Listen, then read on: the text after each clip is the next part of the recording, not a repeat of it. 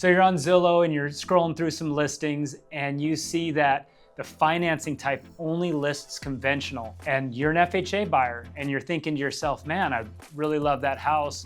I guess I can't buy it, and you move on. You're probably wondering why it only lists a certain type of financing. The primary reason for this is that different financing types have different requirements for the appraisal process, and a listing agent is literally using their best guess on what type of financing would be able to close on a property. Now, the big differences between these is really just that there is some nuance between an FHA appraisal, a VA appraisal, and a conventional appraisal. For example, like on an FHA appraisal, the appraiser has to go out there and do a head and shoulder inspection in the attic, in the crawl spaces. They look for things like chipped and peeling paint. So there's some slight differences that would change whether or not you can get that financing type. Here's the important part.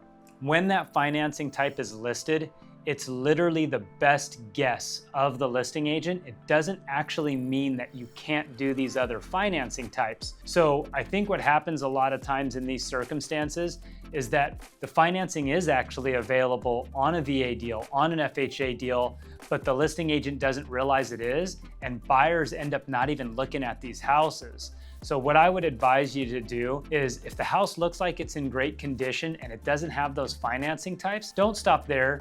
Get with your loan officer, start asking some questions, because this might have pushed a lot of buyers off of a potential home that you could close on. Anyways, I hope this helps today, guys.